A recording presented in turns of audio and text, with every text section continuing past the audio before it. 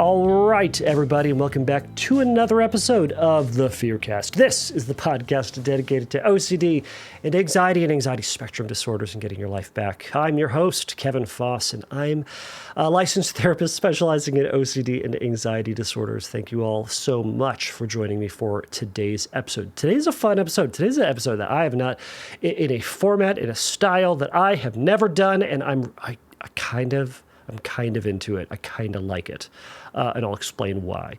But first of all, this for those of you who are new, this is a question and answer based podcast. You, the listener, can send me, the therapist, questions about OCD and anxiety spectrum stuff, or how to help your friend with it, or to help your mom with it, or your kid is dealing with something, or you're just a curious kitten and you just want to know about stuff. And that's also fine too.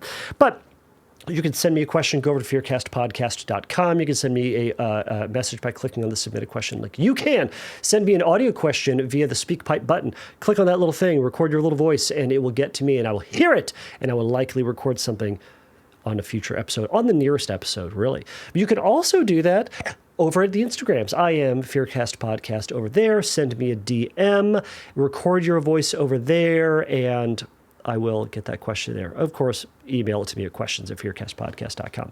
Either way, send me your question, and that is actually what Lemon did today. That's right. The person's name is Lemon. Lemon is getting their question answered today.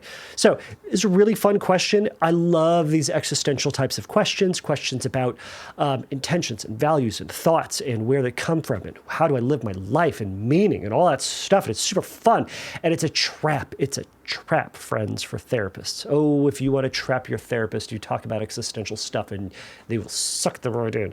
And that's kind of what happened in the answer today, but it's kind of not what happened. We caught ourselves as we are supposed to do. So we're going to get on to that. But I had a friend join me to answer this question. So I had my good friend Lauren Rosen jump on to talk about and help me answer Lemon's question.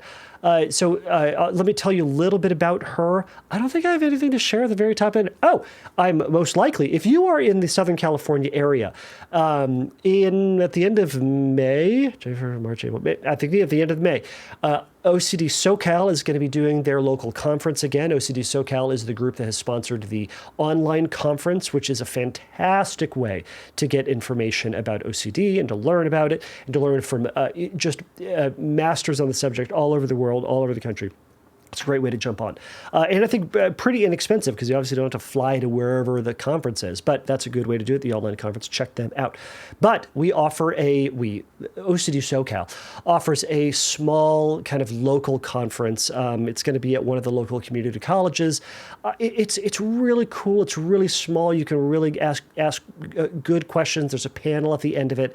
I'm lucky enough to be part of that this year. We'll see. We're formulating what talks we're going to give, but I was asked to speak, and I'm hoping to be able to speak. So if you are in the SoCal area and you'd like to get to know more people in the OCD world, meet some therapists, hear some good talks, have some questions answered, go check it out. If you are all over the country, look up your local IOCDF affiliate. There's going to be a bunch of information out there, and they usually put on activities and walks and fundraisers and other things that it would be great if you are looking to get connected.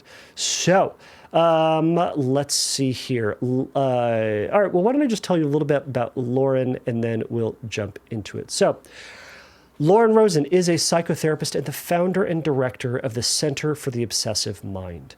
She is a well-respected member of the OCD and anxiety treatment community. Lauren is the author of the Mental Compulsions Workbook for OCD. She regularly speaks at conferences on the topics of OCD, anxiety, and eating disorders, and she has offered lectures and keynote presentations on these subjects too. She's the co-host of the Purely OCD podcast and an advocate for those with OCD and anxiety disorders. So without further ado, here is my conversation with Lauren Rosen. Hi. I recently started listening to this podcast, and it's been a huge help on my journey. My name's Lemon. I've had OCD since I was 4. I'm 19 now. And I've recently been experiencing a recurrence of an episode that I haven't had for like 5 years. been okay up till recently. I know subsets are more of a categorization than a suggestion, but I have existential and somatic OCD and health OCD, but this has nothing to do with that really.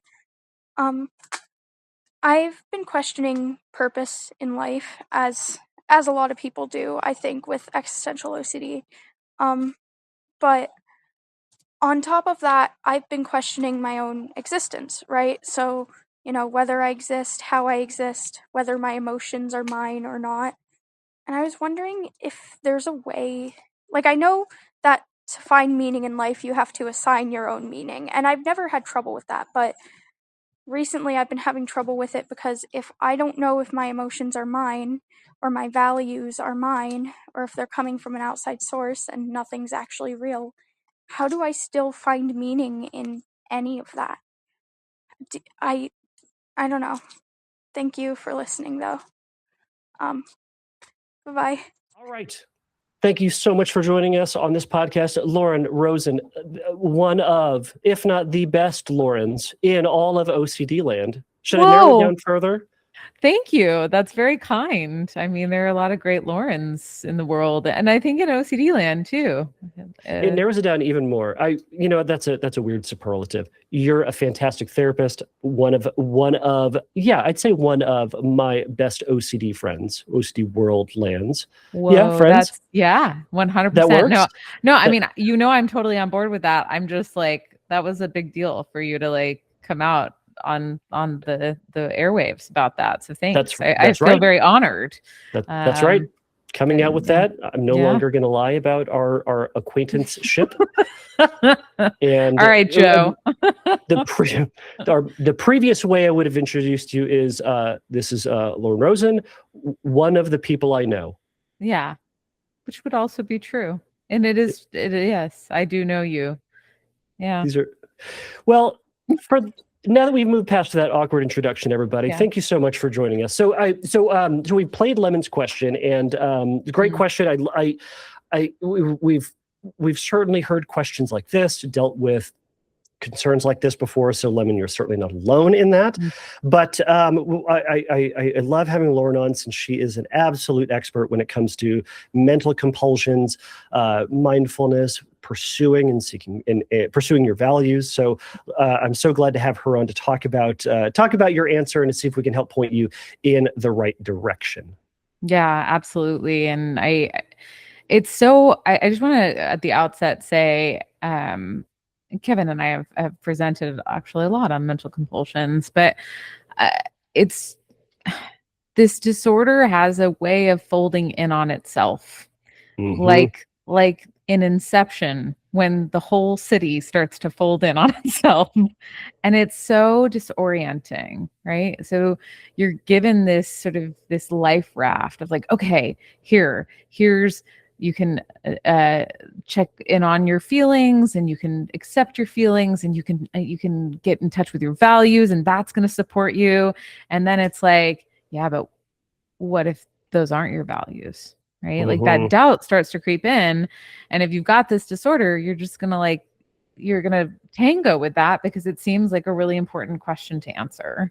So like my heart goes out to Lemon as a starting off point. It's so tough and so frustrating, really, to be trying to navigate all of this and a very busy and inquisitive philosophical mind. Yeah, and to that end, it's like that philosophical component of this. It really is.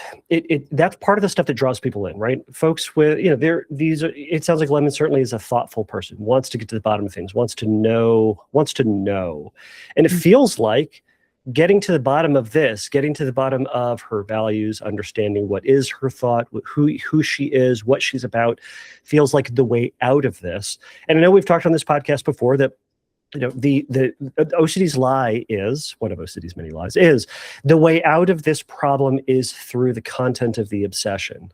And the way out of it isn't through that, it is through the discomfort of the uncertainty and in fact not dealing with the content of it. But that feels so wrong, especially in this, especially as we talk about know thyself and doing things that matter and follow your gut and all those. Be authentic, by the way. Just don't you gotta like make sure that you're completely 100% yourself. Yeah.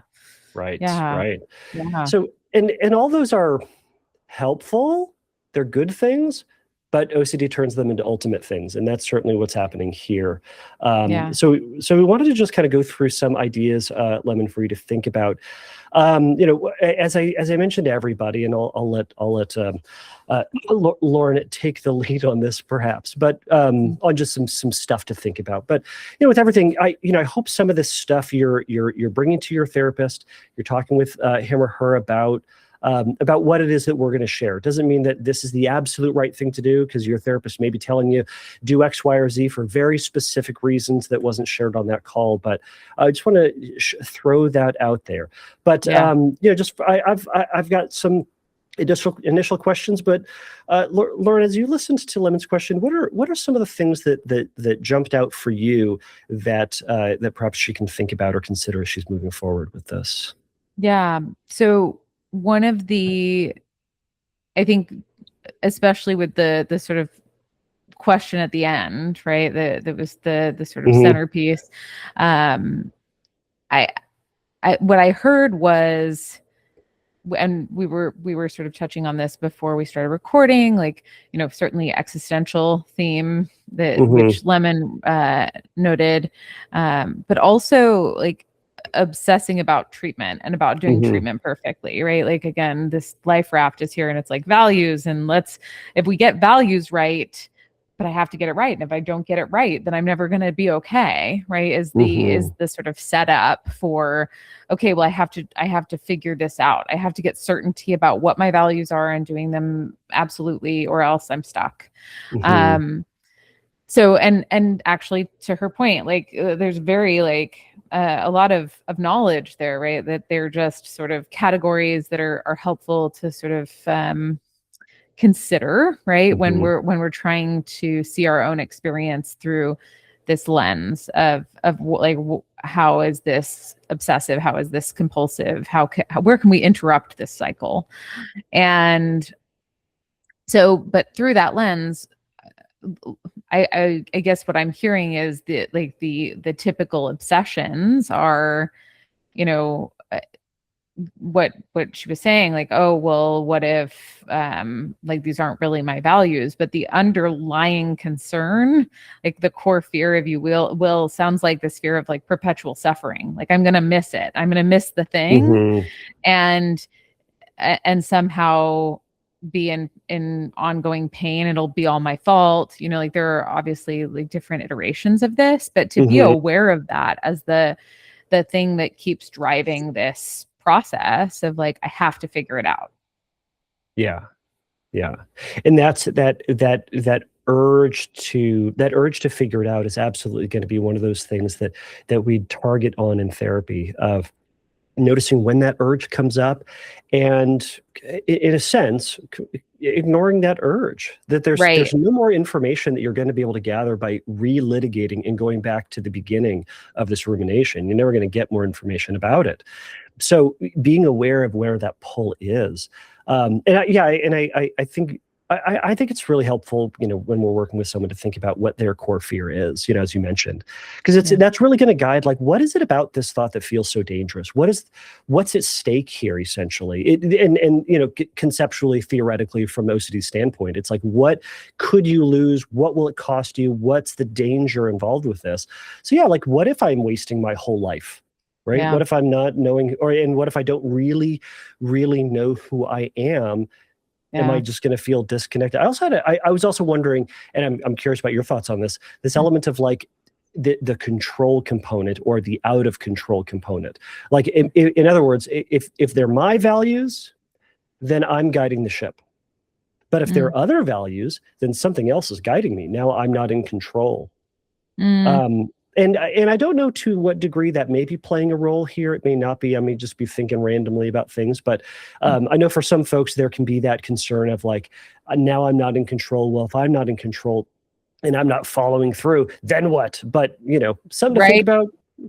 Totally. And I wonder there too, like and this is why it is helpful to touch on, because it could be a number of core fears, and you can kind of see there where it's like, I'm going to be bad, right? Like if I'm somehow maybe following somebody else's values that aren't my own, then maybe I'm doing things wrong or badly, or I'm going to mess up, or I'm going to be a bad person, right? You can kind of see where it could incline itself in so many different ways. Yeah, it's so tricky. And that's what makes, OCD interesting and challenging in that sense, is that, if you find, what do they say? If you find, 5 people with contamination obsessions, you've met 5 people with contamination obsessions. Yeah.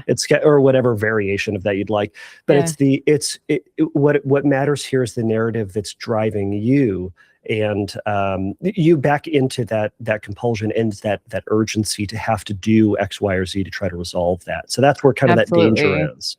Absolutely. And that's how, because ultimately, where this leads with the ERP, or exposure and response prevention, is that we're going to try to elicit those urges to figure it out on purpose so that you can practice doing nothing instead of trying to figure it out. Which of course is really scary sounding, and is much more gradual in practice than maybe and bite-sized, manageable. But yeah, like we have to understand what your maybe is. Well, maybe this bad thing will happen. Maybe I'll be bad. Maybe I'll suffer forever. Maybe, so that ultimately we can say, well, maybe, and then say, I'm not figuring that out right now, and move on with our lives. But yeah, I think there are a lot of different core fears that could come up, and a lot of different, well, within that obsession though, like this fear about like, well, what if my values are not my own? I can definitely see a lot of different potential compulsions coming up, in an attempt to try and like resolve this big question. But actually, I'm gonna take us sideways for a second, if that's okay. Let's do it. Yeah, it strikes me, it's really interesting that we talk about the philosophical bent of the question, and I think this is so often true of existential OCD. But this question of philosophizing, there are no answers to philosophical questions, not concrete ones anyway. There's nothing definitive to be held on to. And so, I mean, you can see this in, like, certainty doesn't exist for anyone, but certainly with questions that are inherently ambiguous, they lend themselves to just constant spinning and spinning. Like, how does one know that one's values are one's own? We don't, is right. Like, and not to be like blatantly triggering, but like, I don't think anyone knows that. Right. And we're all influenced by so many different entities and factors that it's like, there is no answer, right? Like, there's no way to say like, that's my value. I know it for sure. 100%. It was not influenced by anyone else, because we don't live in a vacuum, right? We're constantly, being influenced by so many different sources. And so the question is unanswerable. And maybe this is something that come back to later, but some of the research that I did when writing my book on mental compulsions. What's the name of that book again? What's the name of the book? Oh, the Mental Compulsions Workbook for OCD. Where can you find that book? At all major book retailers, I believe. Interesting. Yeah. And it's a very good book, and I have the best version of it. I have the best the one version that's of it. Did I write it to Kev? I did end up writing it to your actual name. I forced her. I confronted her at her own birthday party and made her sign it with a Sharpie. And I asked her to sign it as she would sign a yearbook, like a high school yearbook. So let me go back.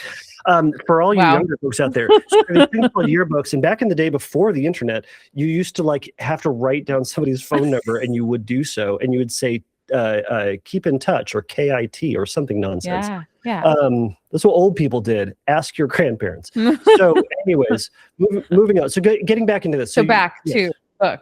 Yes. So within it, I was doing some research into rumination focused CBT, which is Dr. Mm-hmm. Edward Watkins out of the United Kingdom, and has some great work around it in the context of depression, but talks specifically about rumination as mental behavior and different ways of thinking. And one of the, so he sort of delineates between abstract and concrete thinking, and highlights where abstract thinking is sort of poised to go on indefinitely, right? So it's like broad, and it's about the past, and it's about the future, and it's about meaning making, right? Like these are these things that are not like, they're not definitive. And I actually in my book call it philosophizing. I'm like, that's the type of thinking is like, it's just like sort of like pontificating, and you can almost imagine, one of the philosophers of old sort of sitting on a street corner talking about these things endlessly, right? Yeah, maybe they're throwing dice too, I don't know. It's all a mess in there, but there's a difference between that and concrete problem solving, right? Which is, I think, the most helpful form of thinking ultimately. So if you find yourself in these big questions spinning out endlessly, like really getting clear, there is no answer. Is an important piece here, because it leads to, I'm going to like drop out of this mad race to try and figure it out. Can I caveat that? Yeah. There is no permanent answer. There's the answer that you're going to do today. That's such a good point. Or there's no like absolute answer, right? Like that's what I mean by it. It's not like you can come up with an answer, you can like, but like there's no way to know that it's the quote right answer. Right. There isn't a right. Yeah. And I think part of that, and to piggyback off that as well, and then I want to get into talking about, like, just so Lemon can be aware of, like, the kind of what I would say I think is the order of things is reducing compulsions, and then how does she pursue a version of a committed version of values. Yes. But I think flipping that is won't be as helpful, because then you're pursuing values but still not having a handle on your compulsions. But kind of that idea of like, all right, as far as like our values go, we're going to change, and we should change. My values as a 20-year-old is not my values as a 40-something-year-old, and good.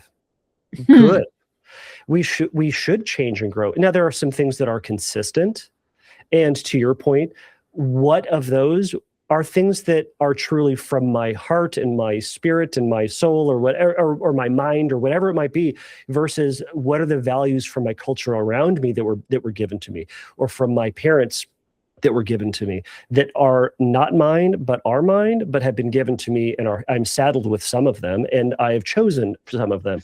But does it matter where they came from? No. And I think, and that's the side quest that OCD is sending you on, that is simply unanswerable. So it's not to say that it's not fun to think about that, but it's not a requirement for you to think about that. Absolutely. And like just that there's nothing wrong with philosophizing. It's just that if you're trapped philosophizing 24/7, we want you to have the freedom and flexibility to say, I don't want to be in this conversation anymore. Right. So to that end, and I agree. Yeah. Like values change, like the priorities of values change too. Right. Where, adventure might take precedence over stability in certain moments in my life, like fostering connection and consistency at this moment is more important. They're both things that I think are important in different measures, but they are going to take different priorities at different times. So yeah, these are variable things. They're not fixed entities that, and again, just adding to the reasons why it's not reasonable to necessarily try to find the right answer. And I wonder too, as Lemon was talking about it, there's she said that, like, how do I know my values are my own? It almost implies to me that there's a fear that like she's going to make a mistake. As if that's the end of it, right? Like, oh, well, I mistook my values and that's it. Like, versus maybe you prioritize one value in one situation, and then you're like, ooh, I don't know that really was the way that I wanted to handle that. And maybe that doesn't take priority next time, right? It becomes like a self-correcting sort of experience. Yeah, kind of this idea that like you made a choice point, and now you made a left when you should have made a right, and now you're on this trajectory where you're off on your own, existential timeline, or the wrong one, whatever it is. And you can only go left forever now. That's it. Obviously, this is where I encourage people to read The Road Less Traveled. Not The Road Less. What is it? The Road Less Traveled by the Robert Frost poem. No, not that one. No. The Robert Frost poem, much shorter. It's a lot shorter. Yeah, I think it is called The Road Less Traveled. I think actually that book is the title of it is The Road Not Taken. The Road Not Taken. Yeah, that. Yes. Yeah. So read that. It's all about making choices, and we make choices. We don't know if path A is going to curve around to path B. We don't know if path A never gets you to path B ever. But that's what he says at the end. I made a choice, and I'm saying this with a sigh. I took the road less traveled by, and that has made all the difference. It could be a sigh of relief. Oh, I'm so glad I chose this road. Or a sigh of regret. I should have taken path B. But we don't know. We simply don't know. It could be both at the same time. And also, do you know what I'm thinking just now as we're talking about all this stuff? Because I can't read your mind, no. No. Oh, that's such a shame. I wish you could. I was just thinking about how we're responding to this question of philosophizing being the issue by philosophizing, and ultimately I think it's almost like a bridge. It's a bridge, right? Like it's like, okay, like let's look at all of these thoughts and go like, does it really make sense to keep going in this direction? And no, it doesn't. Right. And so, and by the way, this is a trap that therapists fall into. Therapists, people. This stuff is interesting because it pertains to all of us. We do this too for our own lives to a certain degree. But here's the thing. So to this end, being aware of what your compulsions are is going to be the first and foremost thing to do. Yes. Yep. We can talk about philosophizing and how important it is to cut down on, or interesting at whatever it is. But what are the compulsions that you do, the thinking process, the activities, the avoidances that you do, not because you enjoy it, but because you feel that you have to in order to get out of this pain or this living hell that you find yourself in. Yeah. So what are some when you work with folks with this kind of subtype, what are some compulsions that you find that maybe Lemon is experiencing? Yeah, one of the most common is emotional checking and just temperature checking. Like, how am I feeling about this?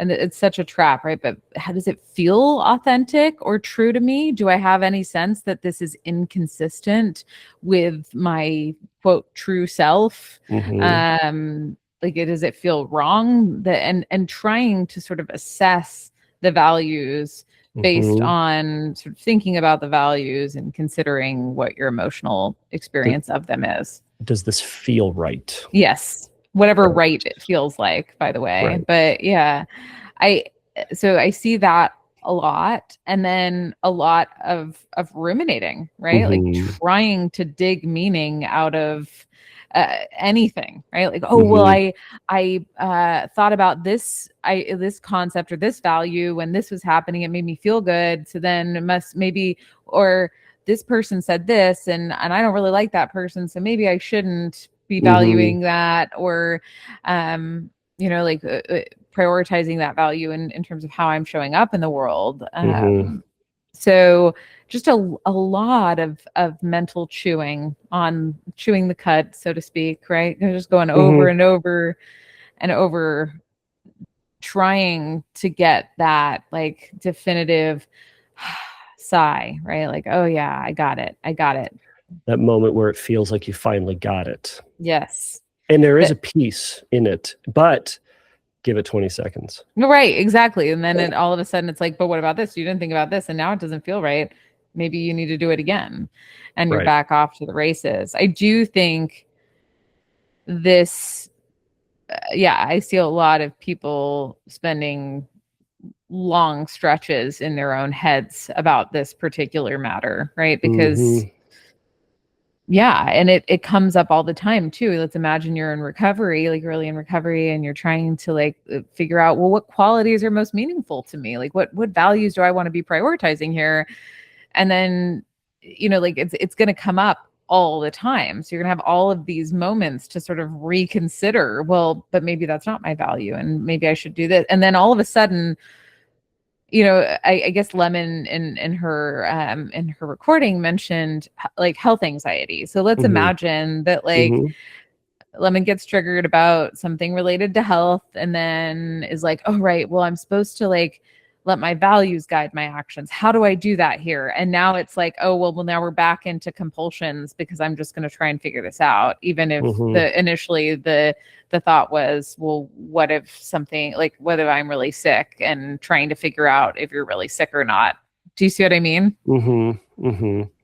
And to that end, it's first step to that is catching yourself when you know that you're engaging in a habit, a pattern, a way of thinking that is now no longer serving you. It's not to say that it's a bad way of thinking, because we want to be able to think about our health and think about who we are and what's important to us. Absolutely. But there's a line where at some point then we say, you know what, it's good enough for today. It's good enough for right now, and I'm going to now put this plan into action. OCD then says that it's the yeah buts or the what ifs, or you haven't thought about that. And that's what gets you. That's where we go, yep, I see it. I know it's there.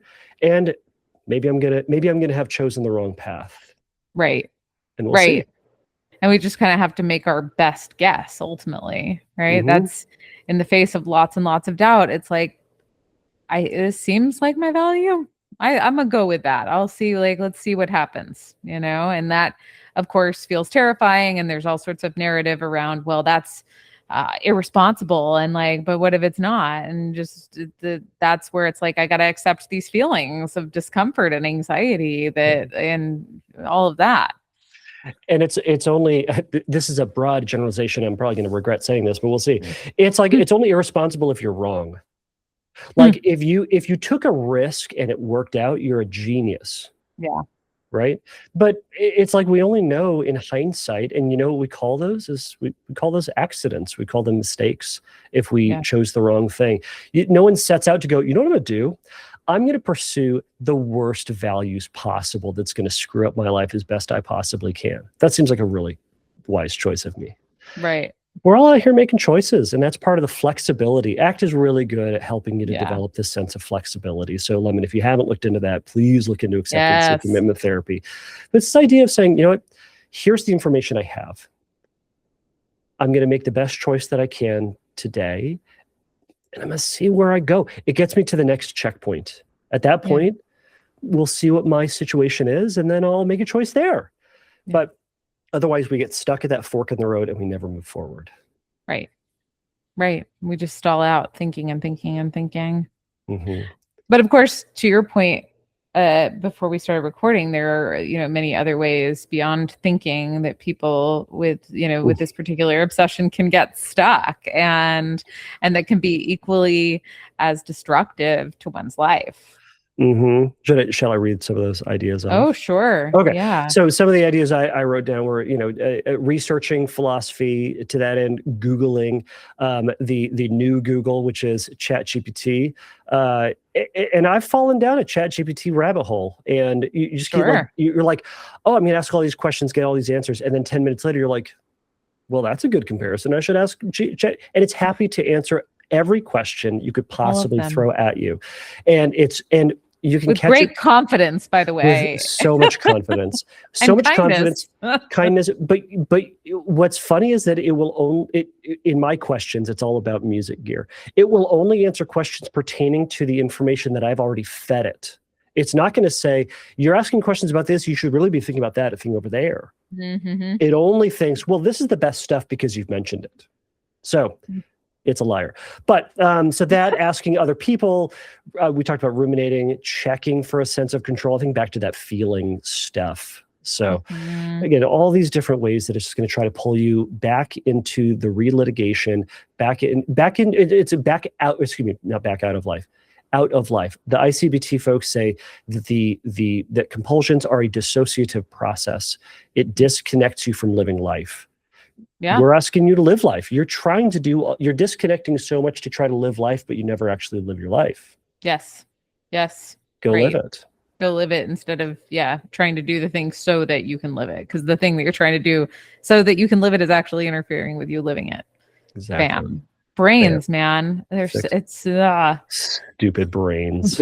They're so tough. I will say the reassurance seeking can be very, very challenging. And you already nodded to the fact that therapists too can get caught up in that question answer cycle. But certainly family members, friends, well-intentioned, who are like, and probably in a really invalidating way that's like, well, why are you still thinking about that? Right. Which is like also not helpful, as opposed to acknowledging like, yeah, of course you want to live a value-driven life. Like you've got all these people telling you that, and to find meaning and to pursue purpose. Like you've got all these people telling you that's going to be helpful. Of course you want to do that. And like, that sounds great. And also, it doesn't seem like this is getting us anywhere. So let's go have an ice cream. I'm with you on that, man. I'm with you. I mean, I'm with you, man. And taste the ice cream instead of trying to figure out whether or not you took a value-driven action by going and getting the ice cream in the first place. Exactly. I think there's a place for sitting down and thinking about what values you do think are meaningful. And there's ACT talks a little bit about this. I know we both have sessions at the tippity top of the hour, so we need to bounce out of here relatively soon. We do. But this can be a somewhat dangerous game where we're saying like, all right, to the best of my knowledge, to the best of my ability, not rock solid, but what do I think is important to me? And some of the values exercises we've talked about can be like desert island mindset. Like if you were on a desert island, what activities, what character traits would you still find important to you? Would you still be living out? Questions like the obituary question. If you had to write your own obituary, how would you want other people to remember you as? What characteristics do you value in others? If you say, oh my gosh, I don't even know what my values are. I mean, you can say like, well, what are some things that are just important to you? Yeah. Right. If you had values, what do you think they would be? Yeah. And, there's room for that. But again, it's getting this rough sketch. And then the game is put them into practice. Yeah. Try something. Try something. And try something knowing that you might not have it right. Like go out and give it a go. Yeah. And maybe make mistakes. Maybe if 10 years from now we go, oh, I was pursuing something that wasn't as helpful. Okay, well, I'm going to make that change here, slight pivot, and then we move forward as best we can. So I know we have to get out of here. Is there anything that you'd want to give Lemon to think about, either in finding meaning, pursuing meaning, or embracing mistake?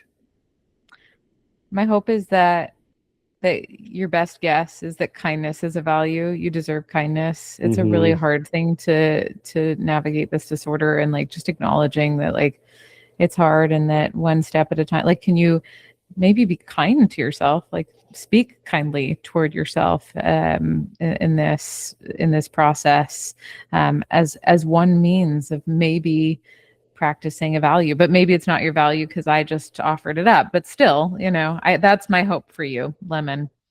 Yeah.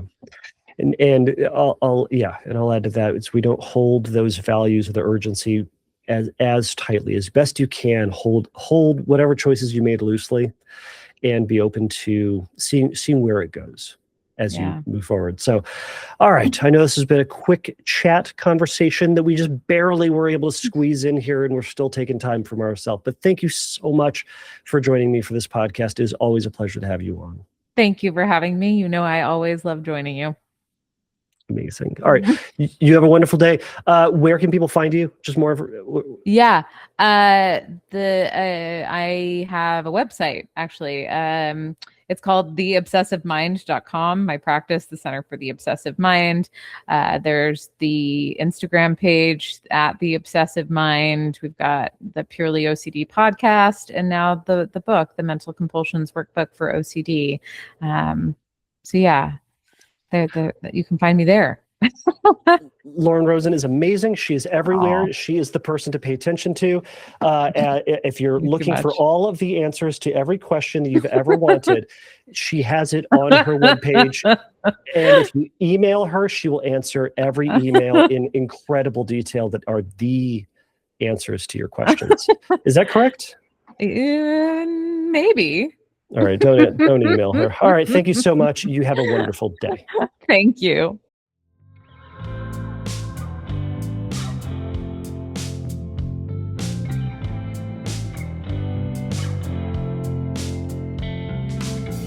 Thank you for listening to the Fearcast. If you would like your question answered on a future episode, please click on the Submit a Question link at fearcastpodcast.com. If you would like your question answered sooner, please send me a recording of your question to questions@fearcastpodcast.com or by sending me an audio message through Instagram by DMing me at fearcastpodcast on Instagram. If you like the Fearcast, please write a review on your podcast platform of choice. Please remember that the Fearcast is not a substitute for psychotherapy. If you need a little bit of help in your recovery, please go to fearcastpodcast.com and click on the Find Help link, and there's going to be some information for you there. So until next time, take a risk, challenge yourself, and don't take your brain too seriously.